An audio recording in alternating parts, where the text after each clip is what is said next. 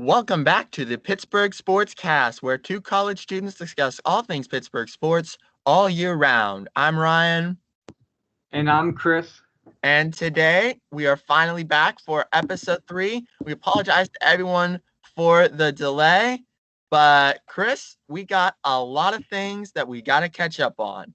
Yes, we do. So we'll start out first with the Steelers versus the Eagles in the second preseason game of the season. They won, they being the Steelers won 24-16 at Lincoln Financial Field in Philadelphia.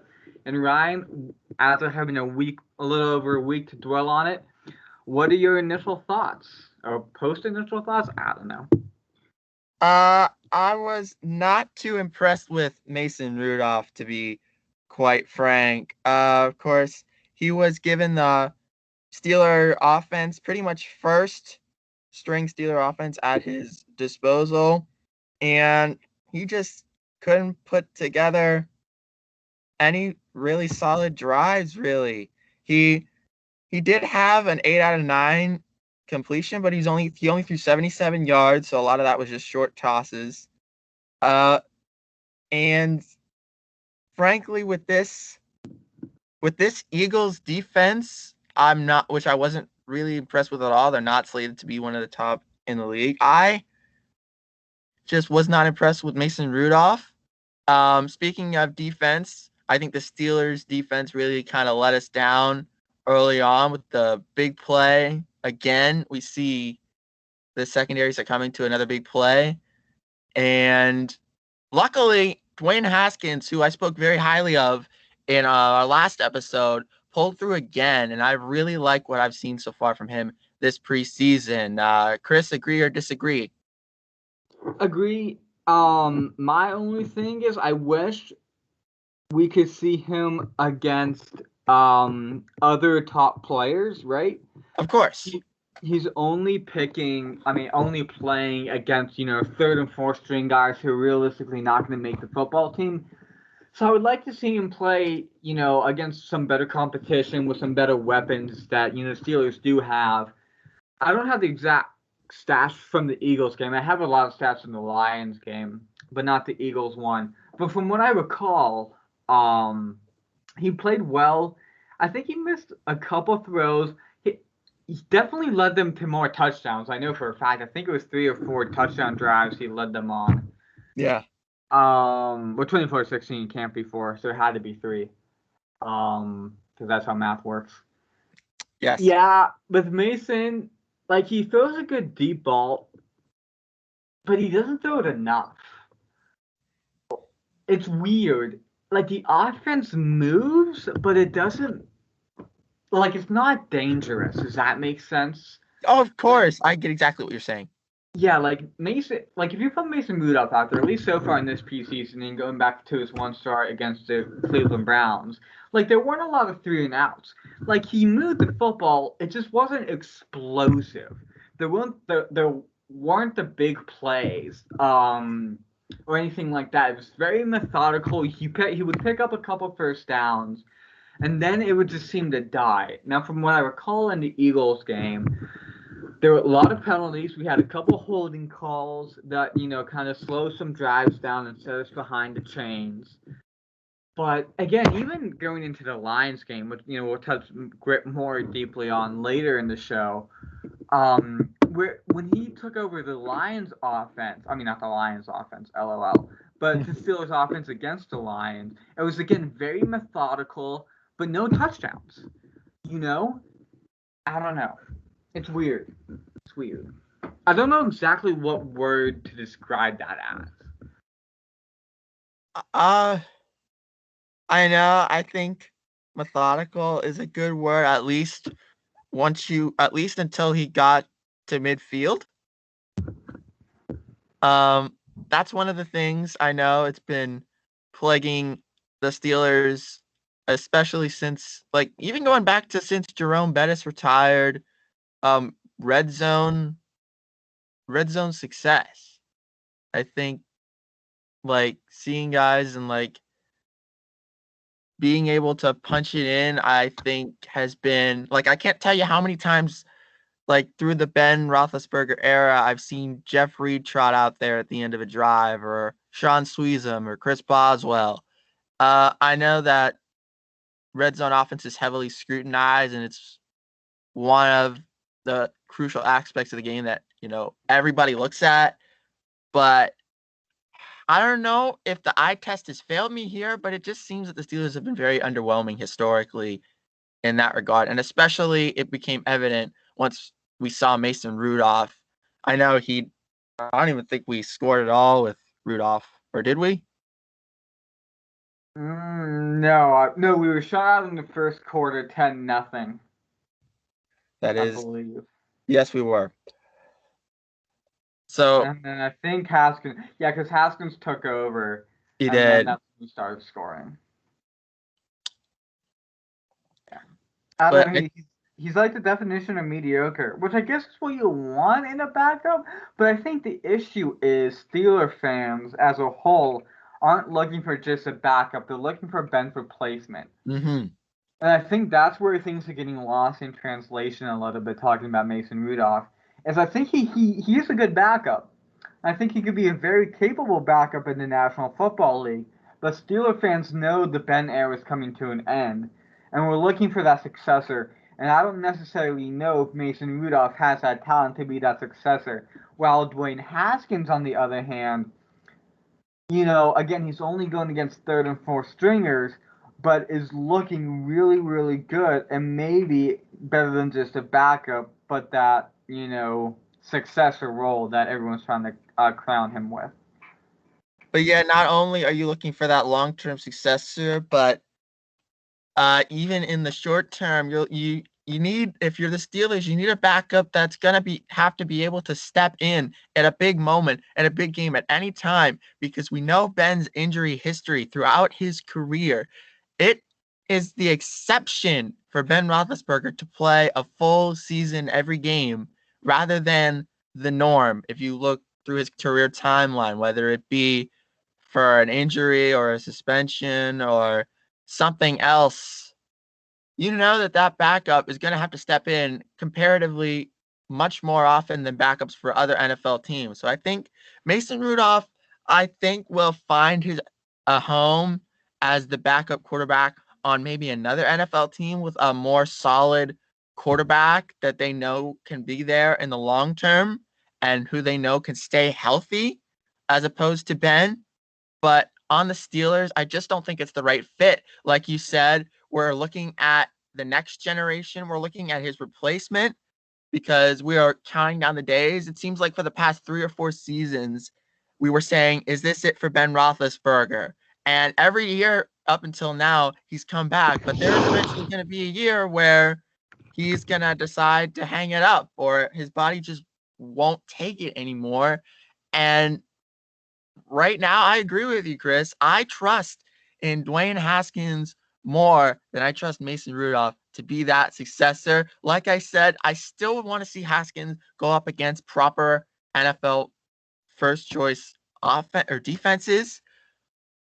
But if you just look on paper and look at the eye test, Haskins played explosive football, not just methodical, mediocre stuff that we saw from Rudolph through his past 2 and now 3 preseason games. Again, we'll get to the third later, but everything's pointing in the direction of Dwayne Haskins. I just really hope that in this 4th preseason game, we'll get to see what he looks like against more top quality opponents. But like I said, we'll get to that discussion down the road. I guess the only other thing to touch upon with the against the Eagles game was the big play given up, which is something that has victimized a very good Steelers defense over the past half decade, but something it seems to be an Achilles heel for the Steelers defense. I think Sutton got beat. I had to go rewatch, but like I said, this was about a week and a half ago as we're recording it. So excuse me for my fogged memory.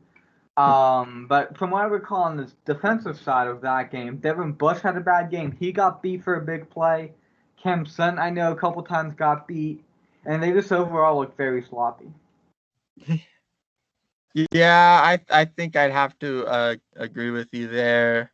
Big plays, like how many times watching the Steelers have we seen a team go third and long? I will audibly groan sometimes if there's a third and long play. It's almost the expectation that they're gonna get it. You know, like we've seen the Steelers can make good stands on like third and medium, third and short, but once you get past like 8 yards, that gets pretty sketchy. And I think that's due to our historic secondary issues.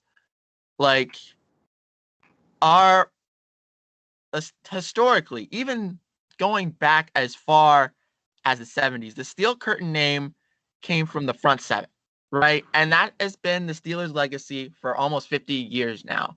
That front seven, the D line, and those linebackers and edge rushers are what have won them pretty much 6 Super Bowls. And every single Super Bowl the Steelers won, the main show was the front seven of the Steelers defense in the 70s and the 2000s.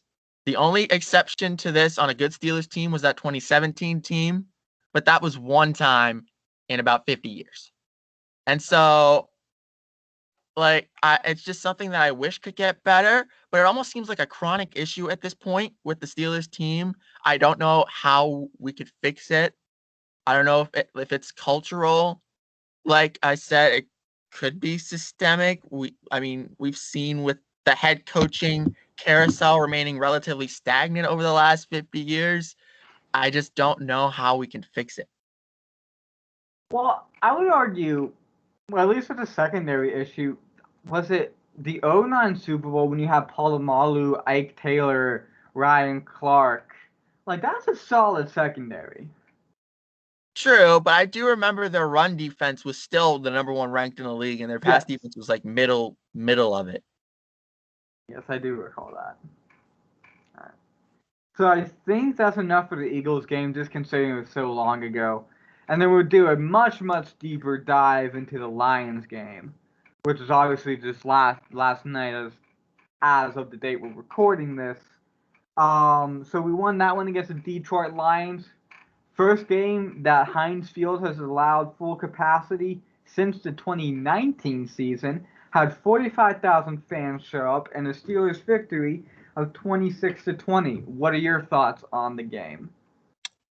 Uh, Big Ben is still Big Ben. He's looking he he for the series he was out there. He looked like his good self that we saw in his first 11 games of the 2020 season. If he can keep playing like this, I really like our chances. But it's always an if with Ben Roethlisberger because we've talked numerous times on this podcast about his injury history. Like I said, that will always be a question mark. But as long as we get this Ben, I'm really liking it. And again, going back to Mason Rudolph, again, let me down. Like, at some point, like, this is why I really hope that Dwayne Haskins gets the nod against Carolina, who, if I'm right, we are playing in our last preseason game. Yes, it's the annual Carolina game. Yes. I really hope Dwayne Haskins gets the nod as the starting role because we obviously know that Ben will not see another snap until week 1. Mm-hmm. So it's going to be down between Haskins and Rudolph. I will be very disappointed in Mike Tomlin if Mason Rudolph starts the last preseason game after what we've seen from him in the first 3 games. I think for me, just initial thoughts before we break everything down. That offense looked fantastic. It did. Now, I'm not going to claim we're going to win the Super Bowl or anything, but I think we need to Plan your parades, everybody. No. right. But we need to give credit where credit is due, and I think we need to take a step back as a fan base, right? And the thing about Ben's working with a new offensive coordinator, right, in Matt Canada, after 2 or 3 abysmal years with Randy Finkner as offensive coordinator. You have Matt Canada, who Pitt fans will know, since this is an all Pitt, Pittsburgh sports podcast, that Matt Canada was a Pitt offensive coordinator. I believe he was offensive coordinator when we went to the not national title game. I wish. The the ACC title game when we got beat by Clemson. We played Clemson a lot. Have you noticed? And I think it's just important to recognize that this is a new offensive coordinator. And first time that Ben and the starters with the starting offensive line and the weapons, aside from Chase Claypool, who had that injury at practice, rolled his ankle, got to play in a game. And if you go, they played 3 drives. And if you look at the drives, right, the third down that they didn't convert was vintage Big Ben, right? Was things broke down. A couple Lions tried to drag him down and couldn't, and he threw a dime to Eric Ebron, who I, for the love of me, cannot figure out why he can't catch a football. As a professional football player, whose job is to catch the football, how come Eric Ebron can drop so many passes is unbelievable to me. Because if I recall, Ben went 8 for 10, 137 yards, and could have been 9 for 10 if Eric Ebron knew how to catch a football. And then the other 2 drives were touchdowns. Yeah. Fantastic drives, both times converted on third down. We were talking off camera about Najee Harris, 46-yard reception. Kind of reminded you of a little bit of Le'Veon Bell, right? Who's not just a runner of the football, but is an avid catcher of the football. And Ben loves a running back who can catch on third down and move those chains. And not only was Najee able to catch the ball, he was able to break one, right? And then I think my star of the game, or MVP, or whatever you want to call it, was Pat Freiermuth. Rookie out of Penn State, 2 touchdowns, and great catches. I on this podcast and in my personal life consistently complain about Eric Ebron and why he can't catch the football. But Pat Freiermuth, especially that second catch where he had to turn around, was a bit behind him and caught it. Who prides himself on catching everything. It was great to see a big offensive weapon like that in the red zone, which hopefully will give teams nightmares. Yeah, I always love those red zone tight ends. Jesse James comes to mind. But yeah. Heath Miller. Yes, of course. Who could forget Heath Miller? I wonder if they'll give him the Heath chant when he catches the ball. Never know, but yeah, I really wish Eric Ebron could catch the football. It always seems like there's at least one person in our receiving / tight end core who just can't catch the ball, whether it be Lyman Snead, Sammy Coates. Deontay a couple years ago. Yeah, bad. Oh, last year he led the league in drops last year. Yeah, that's true. James Washington to a certain extent. Yeah. So, do you want to talk about the defense, or do you want to do the backup QB discussion? I feel like I don't know what happened in the fourth quarter, man, with the defense. Yeah. Yeah. The starters looked well though. Yeah, I will. That's one consolation is when the defense blew up, it was not the starters. No, it was the second. Ironically, the people who played really well against the Eagles were the ones who self-destructed last night. Yeah, it almost seems vice versa too. Because the starting defense was first 11 games. The Steelers, it seems like the Steelers have been quite bipolar over the last year and a half. They're either firing on all cylinders or can't do anything. We saw it at the 11-game stretch, and then we saw it the last 6 games, including that playoff game against the Browns. We saw how inconsistent this team could be. But yeah, I like the start. I like the way the first string did. Shut him out for 3 quarters, even though I don't think the first string only played the first half. But I'm saying even the second string shut him out for the third quarter, and then the fourth quarter came, and yeah, they almost blew it. I mean, I thought Cam Hayward played well. You know who I've been impressed with this preseason so far? Alex Highsmith. Yes. Alex Highsmith has reassured, because I think a lot of people in Steeler Nation were concerned after losing Bud Dupree. We're like, what are we going to get? Dupree was such a good pass rusher with TJ Watt. And, we brought in Ingram from San Diego, not San Diego, oh my word, Los Angeles. Chargers. That was for San Diego.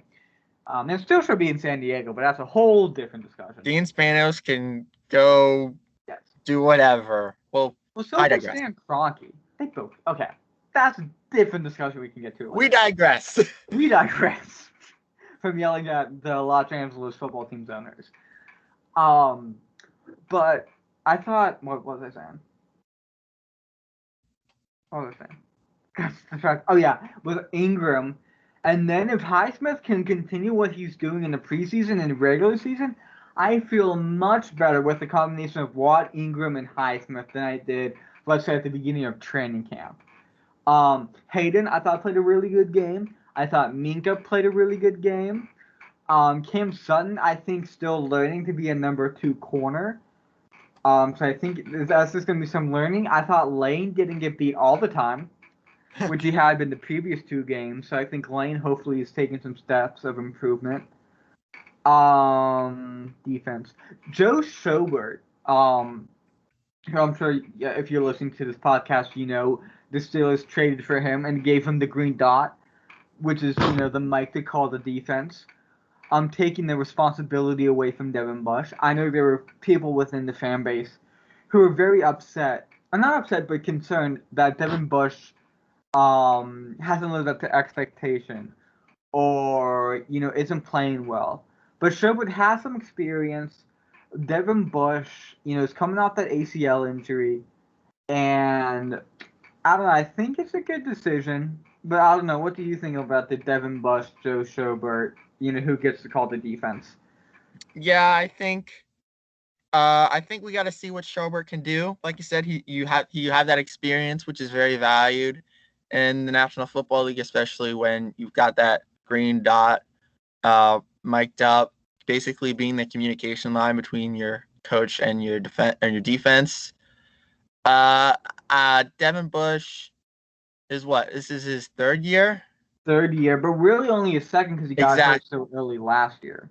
Exactly. So he's still very much early on in his career, and maybe this gives him a bit of a break, and now he can just focus on doing his job in the defense of being a cog in that wheel, rather than also having to be that communication line, that vital communication line.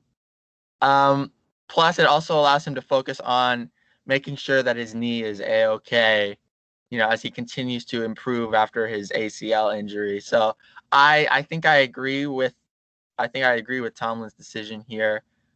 Controversial, bold, but I like it so far, especially seeing how the defense performed yesterday. Another aspect that I think people don't realize with the Joe Schobert trade is that it means Robert Spillane doesn't have to play every down, which is such a blessing because that man cannot cover to save his soul. He is so bad in coverage. Spillane, the only reason he plays as much as he plays is because of that one hit on Derrick Henry. When Devin Bush first went down, and Derrick Henry's about on the goal line about to score, and Spillane hit him back, right? And Steelers Nation lost their mind. And he is the best player ever. And then he's done absolutely nothing after that. He can't cover. He can stop the run all right. I'll give him credit for that. But in pass, because an everyday linebacker or a 3-down linebacker needs to be able to pass coverage in the defend the pass in the modern NFL, right? Because you have Travis Kelce and Rob Gronkowski and George Kittle and the tight ends who are such a weapon in the modern NFL. And Spillane just can't do it at this level. So I'm glad that hopefully Schobert, who can cover tight ends, hopefully can help and just keep Spillane as a run. stopper as opposed to a coverage man. Yeah, I agree. I think that really helps. It means Spillane can become that pass coverage like specialist. Um, Schobert, I think, was a very underrated acquisition. I don't think there was a lot of hype behind it, but I think Mike Tomlin has, or I guess Kevin Colbert has, I think, made the right move here. Like I said, time will tell. We haven't even seen him play a regular season snap for us. But I think he's about to have a really solid season. I think he's going to be a very vital piece in the hopefully vaunted Steelers defense this year. Yes, I agree. I think, like I said, it's an improvement on Spillane. It takes pressure off of Devin Devin Bush. Bush. So I think all in all, and he didn't give up a lot. It's only what, like a 6th or 7th round pick. Yeah, it was very underwhelming return for the Chargers. Or was it the Or no, I'm thinking of. No, he played in Cleveland and then Jacksonville. I was thinking of. Yeah, Ingram. You're thinking I of was thinking of Ingram. Ingram, Yeah. and I got my trades mixed up.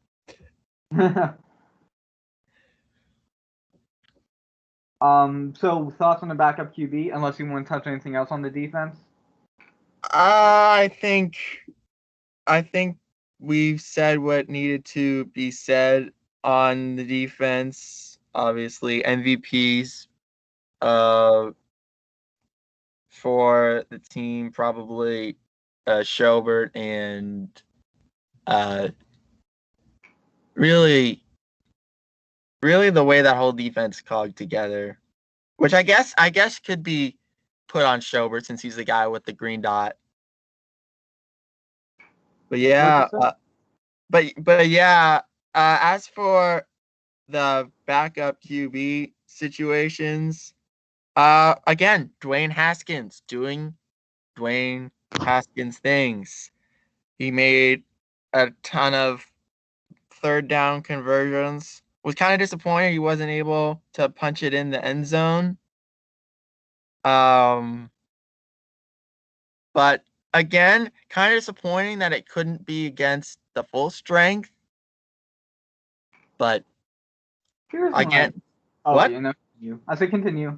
Oh, but yeah, I still like Dwayne Haskins. It was another positive performance, three in a row from him. And again, yeah, See, here's my thing. Is that I think personally, I think Dwayne Haskins should be the backup QB2. oh yeah, I don't think it's gonna happen though. I know I it's think I frustrating. think Tomlin and Matt Canada are gonna give it to Mason Rudolph, and here's why I say it. And I will let you know that I do disagree with it. But here's what I say. Because when Mason Rudolph first came into the game, he was still playing with the starters. He was still playing with the starters because Juju was still out there, Eric Ebron was still out there, Deontay Johnson was still out there. So he was playing with starters. And if you're not QB2, I don't think Tomlin's going to play you with starters. So the fact that Mason Rudolph played with starters tells me he's going to be QB2. Now, Kevin Colbert does have a history of keeping 3 quarterbacks, right? So I think they're going to keep all 3. I think Ben and Mason and Dwayne will all be in the quarterback room, and they'll probably just scratch, Dwayne on game day. But yeah, I just and the thing too, Dwayne Haskins only had the one drive because Yeah, the defense decided he wanted to play the entire second half. The Lions got the ball and they held it for like 4 minutes. And then Dwayne Haskins got the ball and he got a field goal, had a really nice run to convert on 3rd down, had a couple of nice, throwaways. And then the defense just played the rest of the game. They're like, oh yeah, we're allowed like a 96-yard touchdown drive. And then the special team's like, you know what we're going to do? We're going to allow an onside kick. And then the Seals defense, like, yeah, we'll let them keep the ball another 7 minutes. Yep. And, like, he never had an opportunity to show himself, which isn't his fault. It's the stupid defense's fault. They wouldn't get off the field in the second half. So we really didn't get to see him last night because he only got 2 drives, one of which he scored on, which is only a field goal, I understand. Yeah. And with Mason Rudolph, I'm trying to think on the night one. So we won 26-20. Ben scored 14. And so that means if Dwayne scored a field goal, 17. So Mason put 3 field goals together. Which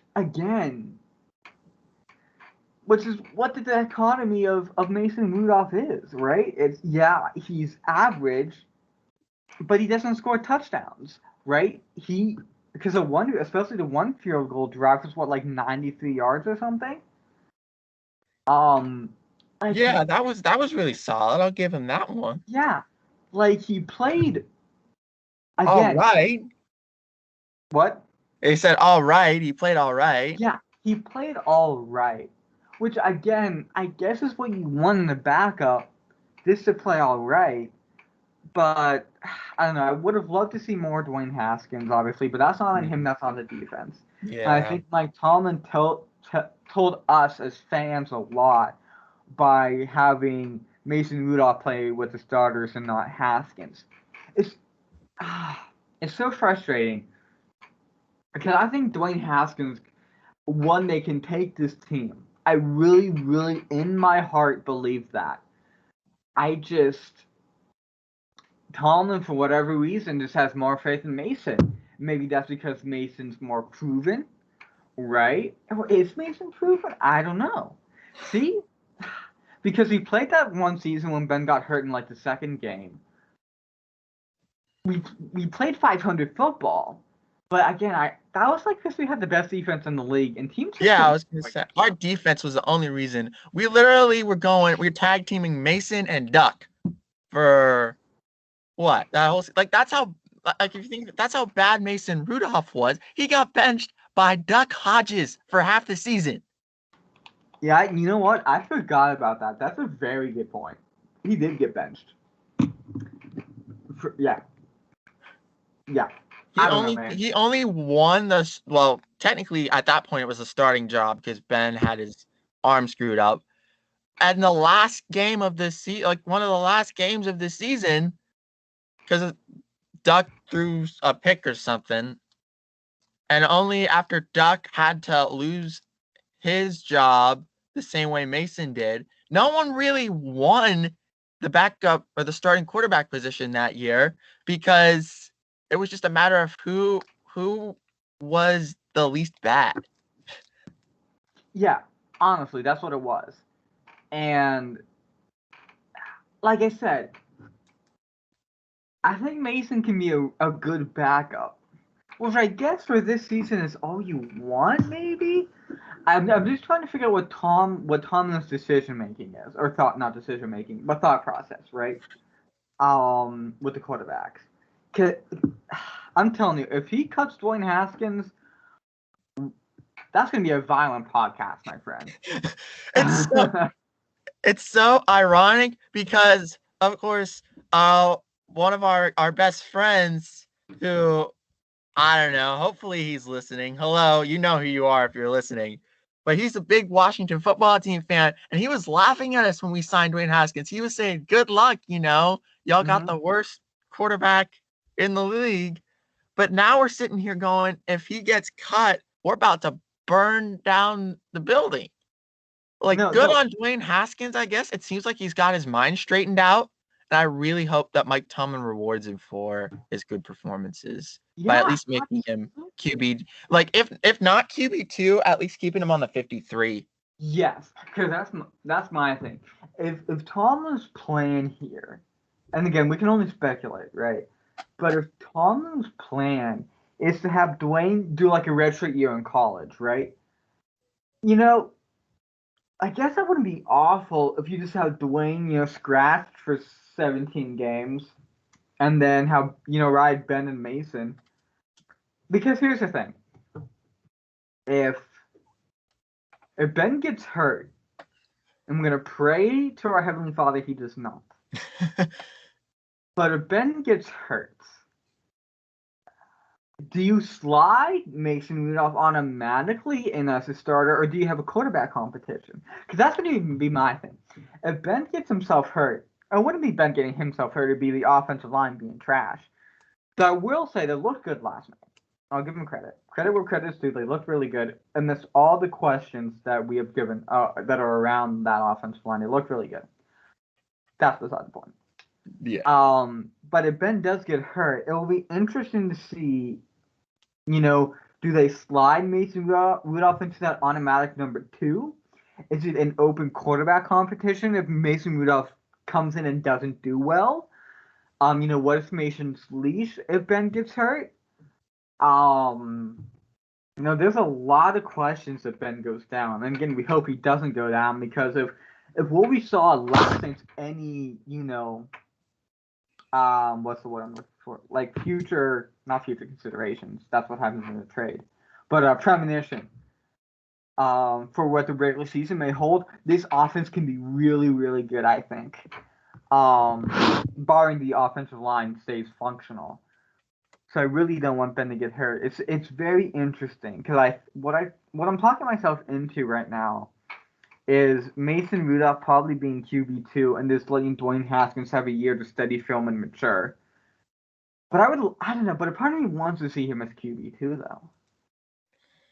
Because another thing too is you could trade Mason Rudolph if you really want to. Like, you telling me the Dallas Cowboys wouldn't take Mason Rudolph as a backup for Dak? Oh yeah.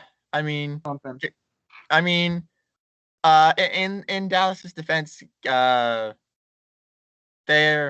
backup QB, their backup QB came dropped Hail Mary away from beating us. But I digress. I think if you're Dallas, I think Mason Rudolph's the guy you want. Not necessarily a guy who you're counting on to be the future, the way Pittsburgh is, but just a guy who is okay, is not going to be a liability when he steps onto the football field. And like I said, for most NFL teams, that's all you really need in a backup quarterback, and that's a job Mason Rudolph can do. But for the Pittsburgh Steelers, you need a guy with a high upside that can prove himself to be Ben Roethlisberger's successor. And frankly, I had given up in 2019 on Mason Rudolph after I saw him get benched for Duck. That was when I was ready to punt, no pun intended, on him. But I think even though we have not seen him against the best quality offenses, I think Dwayne Haskins has proved that he, even if we can't objectively say he's better than Mason Rudolph right now, he has a higher upside and a higher ceiling, and he has more potential than Mason to be that next Ben Roethlisberger, that next guy who can step in and be that long-term Steelers quarterback that we need after he inevitably hangs it up. Does that not give the argument then for to redshirt him? Yeah, but see, I also feel that Dobbs can do what Mason Rudolph is doing. So then, here's my question. So then, you actively look for a trade for Mason Rudolph? Because I don't know if like straight cutting him's the answer. Oh no, we gotta get. I think, like you said, I think a team like the Cowboys, who are in need of a backup, who are still looking at a question mark with their starting QB, but who know that he's going to be there for the long term. Solid backup, yeah. I think a team like the Cowboys could use Mason Rudolph, but I would not be opposed to him staying as QB2 and letting Dwayne Haskins learn the system. I also think, I really like his mental state so far, but I think it would also really humble him, because I think part of the reason he was so off the wall in his time in Washington is he was thrown in as the starter. Whereas here, he's looking at being third string. And I think he needs that sort of humbling to like really make sure that his mindset is where we need it to be. I agree with that. So, if you're Mike Tomlin, what's your final decision? I think I gotta, if like I said, always keep the line open. If someone throws a good offer for Mason Rudolph, which I don't know what that would be.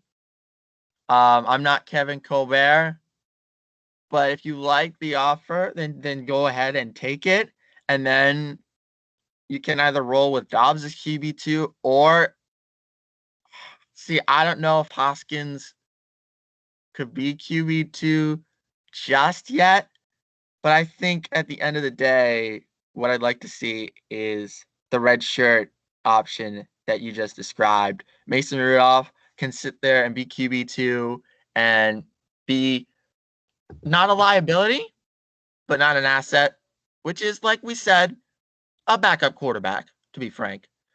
And then Dwayne Haskins can just sit back and, work on becoming the next Ben Roethlisberger. Yeah, the more I think about this red shirt idea, the more I think it's a good idea. You know what's also interesting, kind of switching topics? The Steelers running back room. Ooh. They have like 7 running backs, dude. They have Yeah, they're gonna have to cut somebody good. I mean, not necessarily good, but someone who's been on the team. Because they have Najee Harris, they he's have not going. Anthony McFarland, Yep. Jalen Samuels, Samuels. Benny Snell, that Balaj guy they signed, and Edmonds' brother, Trey Edmonds. Yeah. That's 6 running backs, bro. You're not keeping 6 running backs. You keep, Yeah. what, maybe 3? Yeah. I feel like they're going to keep Najee, obviously. I feel like Najee's the only lock, and then it's a free for all the next two. I would like to see Anthony McFarland stay. I thought he's taking a jump from year 1 to year 2. Yeah. And then from there, like Benny Snell's been hurt this preseason. Balaj has played well, I thought, in the preseason games he's played. Jalen Samuels, they just love Jalen Samuels for whatever reason. I'm not entirely sure why. I mean, he's an alright player, nothing special. They're gonna have some tough decisions in that receiving room. Receiving room too, but running back room. But we can talk about that next preseason game because that's gonna be the final cuts. Yep. Final thoughts from the preseason game before we move on. Excited about what the offense could be under Matt Canada as offense coordinator. Excited what Ben could do if he stays healthy. Really wish Eric Ebron knew how to catch a football. And the defense played really, really well. The starters before, the awful guys came in. Yeah. I think I agree. And I would also like to add that I hope Dwayne Haskins at least gets a start because I really want to see a proper evaluation of where he is in terms of NFL readiness. Agreed. All right. But I don't think Tom's going to do that. Actual switching topics here to probably we'll do this. The Pirates took 2 out of 3 from St. Louis, ending a losing 14 out of 15 games. So not a good start to baseball. No. But the most important news would be Gregory Polanco has officially been waived by the Pittsburgh Pirates, officially ending the 2013 to 2015 Pittsburgh Pirates, which for many Pirates fans, including you and I, was the highlight of our baseball lives. Those 3 summers were some of the best summers I've had. Just go in the game, seeing PNC sold out almost every weekend.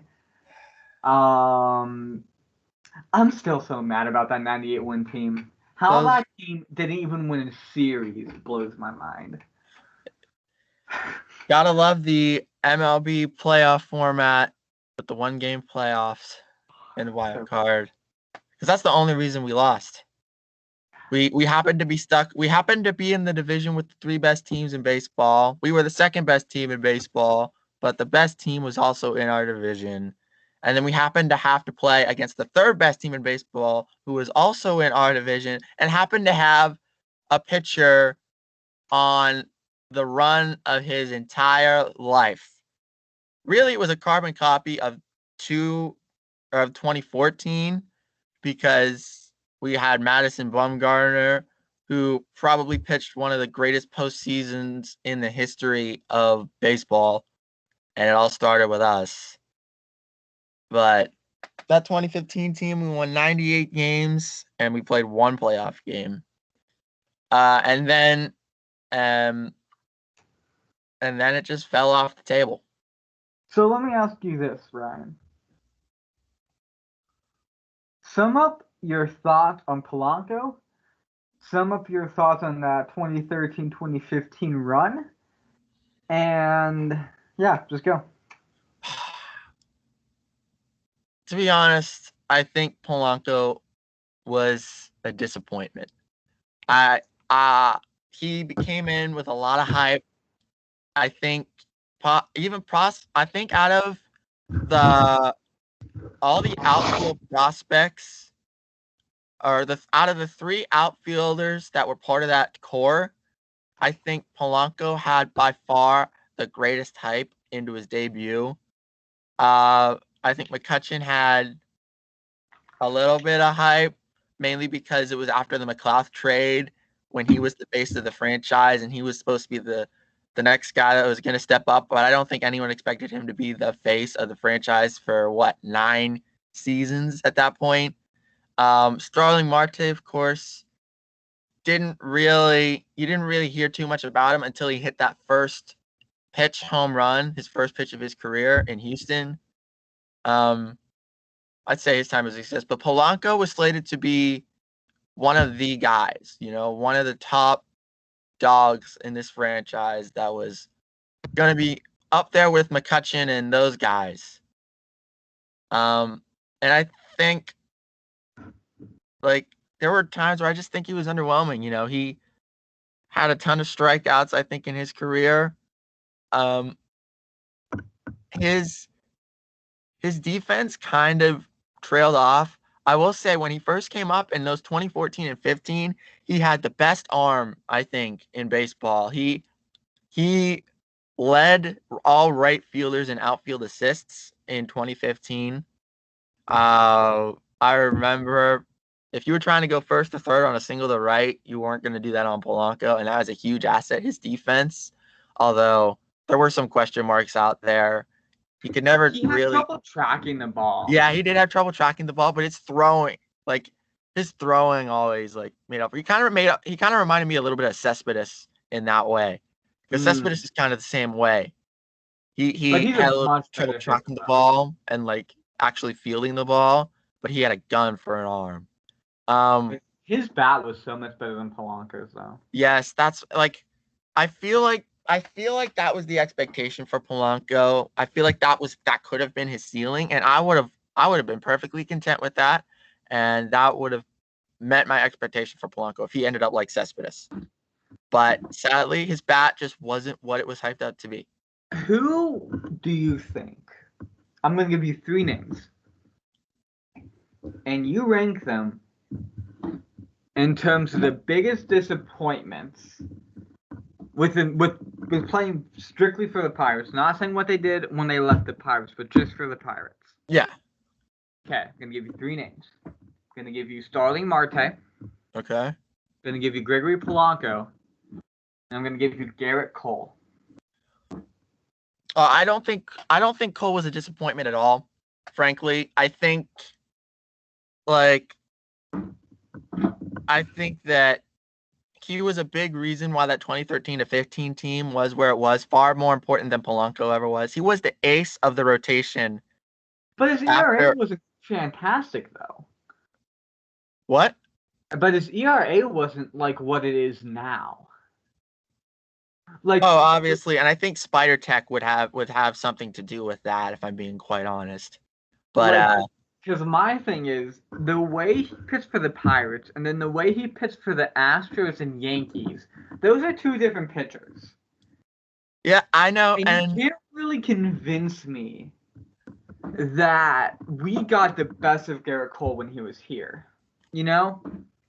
yeah, I think it was the Spider Tack. I think that might have been like obviously Ray Searage and his pitch to contact philosophy and um his across the board system without regard to every pitcher's individual style and strengths and weaknesses.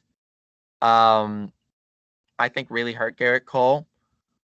I think the biggest disappointment was not necessarily on him, but on Ray Searage and the pitching coaching staff in terms of Garrett Cole. But I don't think I would be disappointed necessarily. Obviously, he wasn't the Cy Young candidate, but he was, I would say, the best pitcher in our rotation, even better than Liriano, because Garrett Cole was the guy who started Game 5 of the NLDS. Garrett Cole was the guy who Yeah, but look controversially, who I remember started the wild card game though. Like in that's my 2015. In 2015, he did.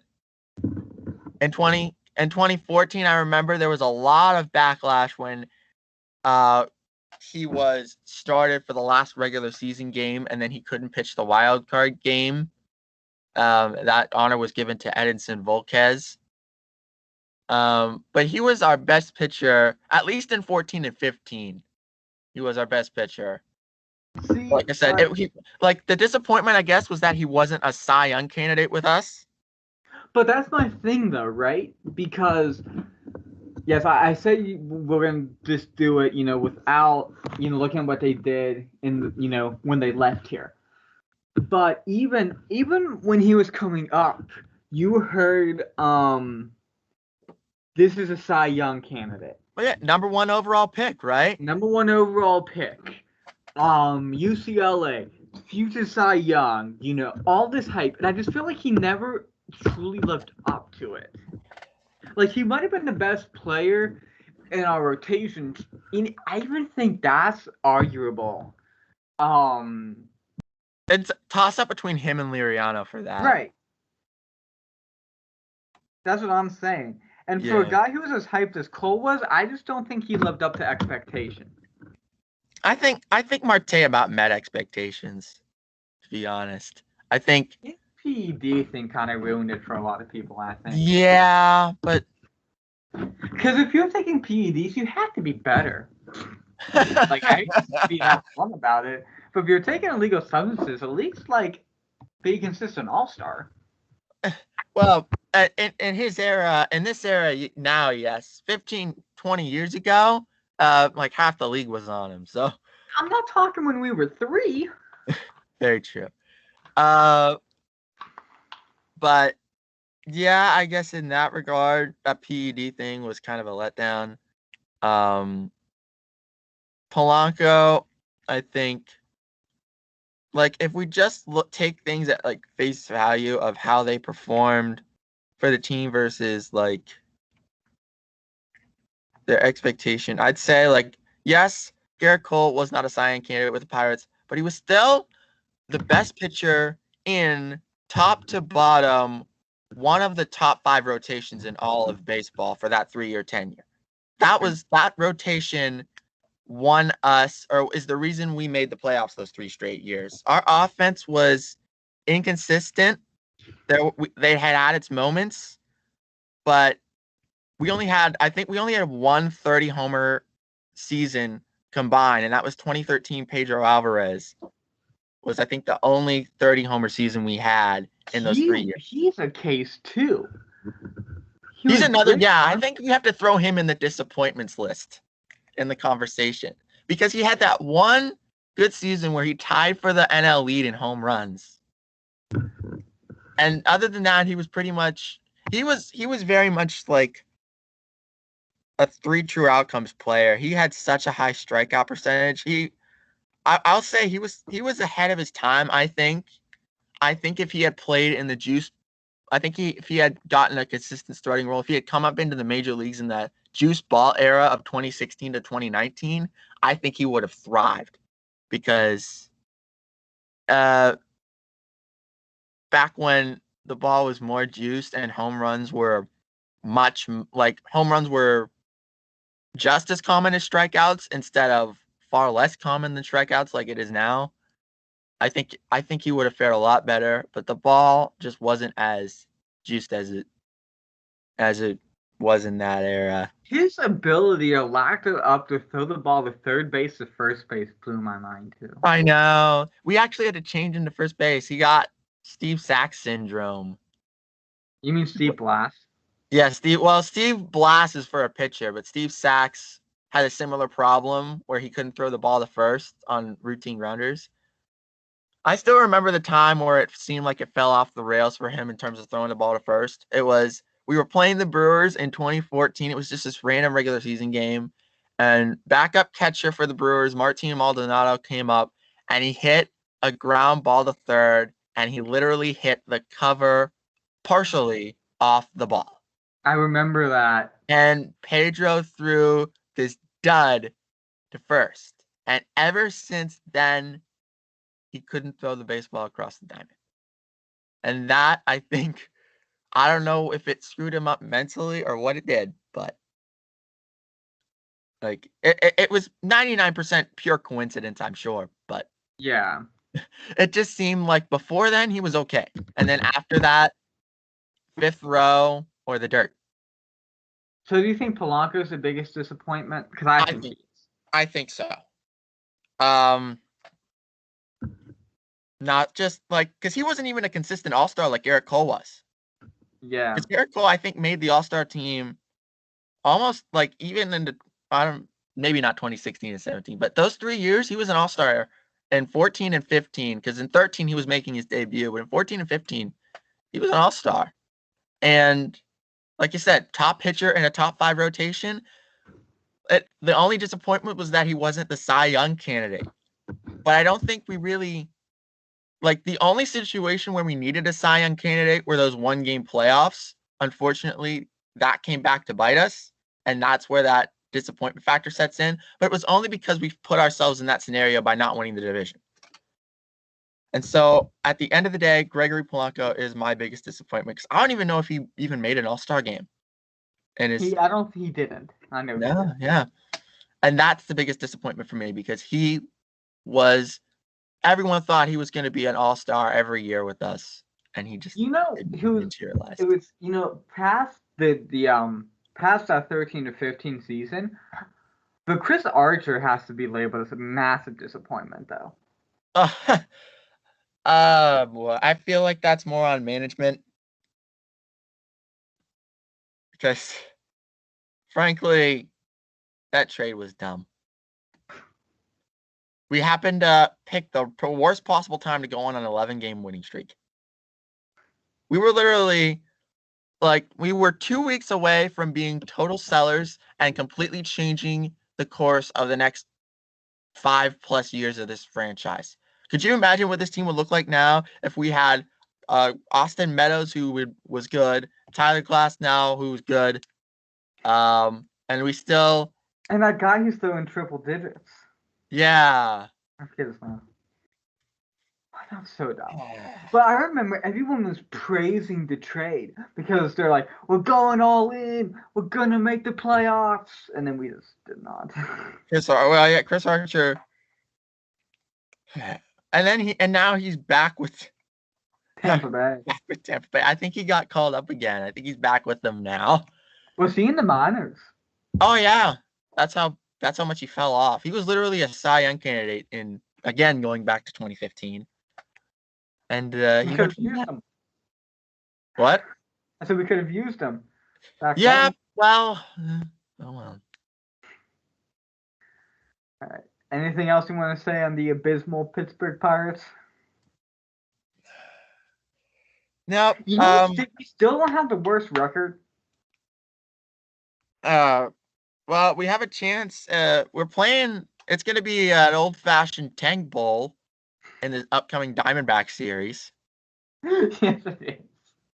Yes. All right. I'm in the So, class if we won. Dang it, we won. what What are you are doing? Let us we win doing? us. We want to. So our final thing on the agenda for this podcast is last episode. Uh, I went through and I predicted the Pitt football season for 2021. I predicted that our beloved Panthers would go 8-4. And now, Chris, it is time for your turn to make your predictions. So, as I pull the schedule up, we will get it kicked off September 4th at 4 p.m. We will play the University of Massachusetts at home. If we don't lose this game, I am personally going to Heinz Field and complaining. Agreed. Agreed. All right. And then game number 2, we travel to Rocky Top, Tennessee to face the Volunteers at noon on the 20th anniversary of that fateful day in September. Obviously, rest in peace to all those we lost. Yeah. Never And forget. rest in peace to all the soldiers who died in the wars to follow. I think Yeah. they often, I know this is a sports podcast, but a side note, I think they often get lost in, the tragedy of what 9/11 is and, and how many people, we lost. The soldiers who went in Afghanistan in October later that year to go and defend this country after the attack and the many thousands who lost their lives. I feel like this often get overlooked. So rest in peace to all those we lost on the day and all the soldiers we lost afterwards and all the first responders that we continue to lose due to 9/11 cancers, due to the smoke and asbestos they breathed in just trying to save people and clean the city up. So rest in peace and God be with all those families affected. Amen. But as for the football, which is why you're here, not to hear me spiel about 9/11. This is a toss-up game, man. I remember a couple years ago we did the home and home with Oklahoma State. Oklahoma State also beat us both times, but they were no, the first game we should have won. I will never forget that game. We were kicking their butt, and then a thunderstorm delayed the game, and we lost because we came out cold in the second half, and Oklahoma State was like on fire for whatever reason. Very frustrating. If the thunderstorm does not happen, we win that game. I mark my word. Tennessee. Tennessee's a tough environment. They're an SEC school. I also hate Tennessee. So for that reason, I'm going to go Pitt. All right. So that you have us at 2-0 going into game number 3. We return home on September 18th against Western Michigan. We will lose. Wow. Coming out the gate. No, because I think we'll destroy Massachusetts and then we'll like beat Tennessee in a game no one expects us to, and then we'll Pitt. Trap game. Trap game. When we are expected to roll after the high beating Tennessee, we'll lose to Western Michigan. All right. We better not lose this game. New Hampshire on September 25th, another home game. No, if we lose this game, I will also go to Heinz Field and riot. All right, not riot. We do not condone riot. Yes, we do not condone violence. Peaceful protests of Please do not. If you go to Heinz Field after a Pitt loss or any loss, please protest peacefully. Correct. We at the Pittsburgh Sportscast do not condone violence. Official disclaimer. Of any kind, unless you're being attacked in self-defense. Yeah. Okay. Then we go on October 2nd. We go to Atlanta to face Georgia Tech. That should be a win. Georgia Tech sucks. Okay, so that would make us 4-1. 4-2. Oh yeah. Yeah. Duh. Okay, continue. And then we have a bye week, and then on October 16th, we go up to Virginia Tech, the other Tech.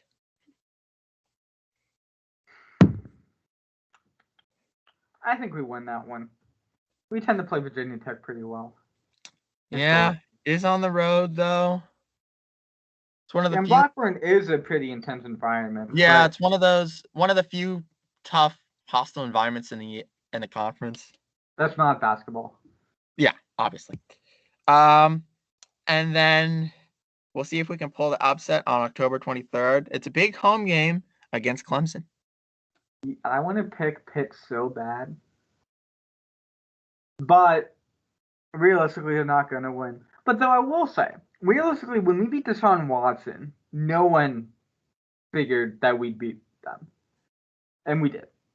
So never rule it out, because Pitt is a classic team that will win a game that you do not expect them to, and then beat and lose to Western Michigan. That's what they do.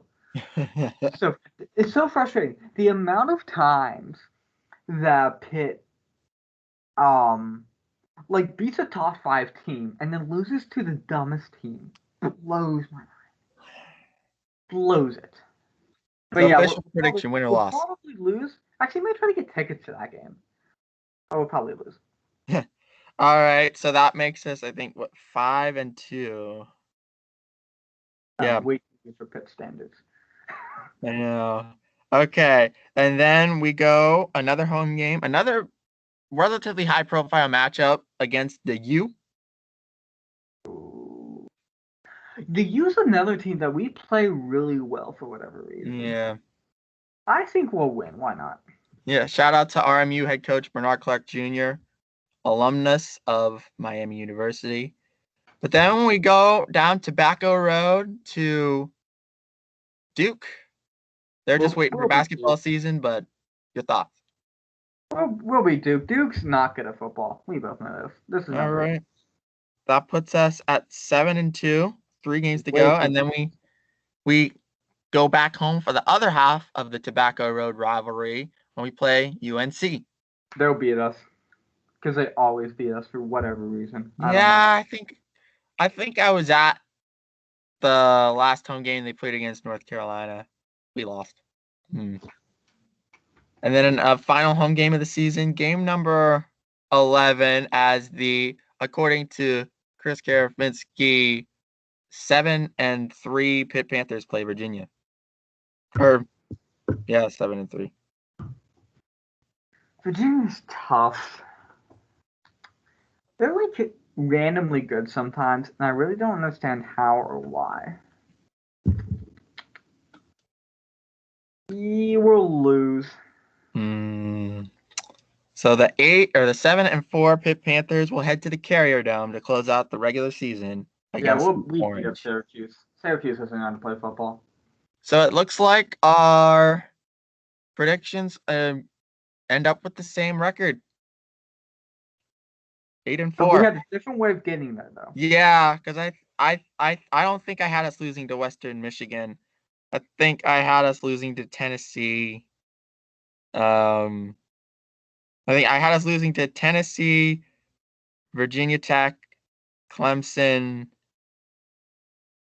and I think Virginia. Yeah. I have to go back and check the last episode. But yeah, I know I definitely did not predict the Western Michigan game. I mean, I hope I'm wrong. Oh, yeah. Always. I hope we go finish 12-0 and win the national title. Pipe dream, I know, but all right. What do you think? Wins the national title, I may cry. What do you think this gets us in terms of Coastal Division standings?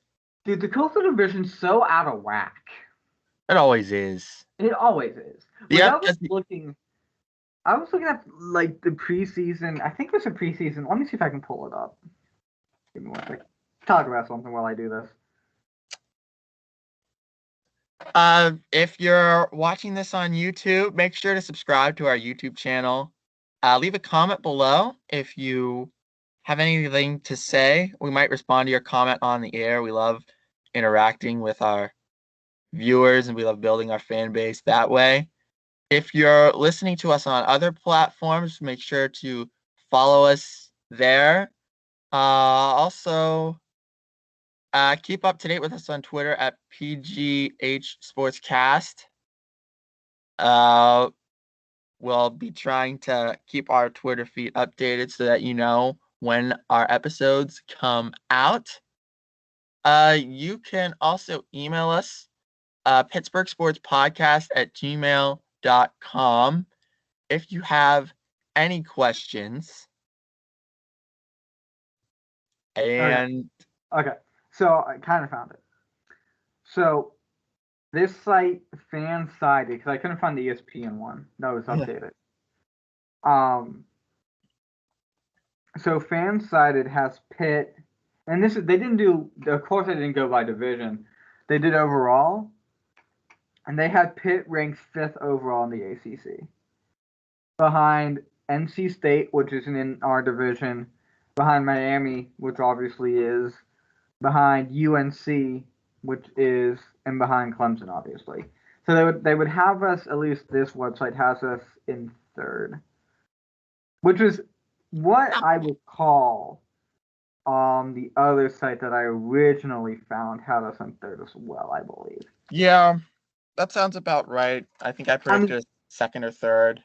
It's just frustrating because the ACC Coastal's so weak, it feels like. Especially compared to the Atlantic. They have NC State, they have Clemson. Historically, they have Florida State, although they aren't quite what they used to be after Bobby Bowden retired and then Jameis Winston also left. Louisville, historically is a very good team. Yeah. Kind of disappointed they're not in our division because I always love that Big East rivalry. I don't know. Like 2nd and 3rd is probably realistically what we should expect, but like there's no reason we shouldn't go out and win it. Well, like we're just gonna find a way not to, and I know that. But like we should win it. Yeah. On paper, we have a chance against pretty much every team on the schedule except Clemson. True, and that'll be like the one game we win. Of course. Well, we'll win that game, and then we'll lose to New Hampshire. Right. That would be the most Pitt thing ever. Yeah, I know, right? Anything all right. Touch on? I think we've hit it all. We are a little bit over time, past an hour onto this podcast. We'd like to thank you all for listening. Remember to follow us on all the socials and all your podcast networks. Subscribe to our YouTube channel, hit the notification bell so that you know when we put an episode up. We hope to be returning to a regular schedule very soon. It should get easier as we return to college and we're sitting in the same place again. Yes, and thunderstorms do not happen the night of football games, and I do not get bit in the face by a dog. That is very true. Until next time, though, I'm Ryan. And I'm Chris. And we'll see you next time on the Pittsburgh Sports Cast. So long, everybody.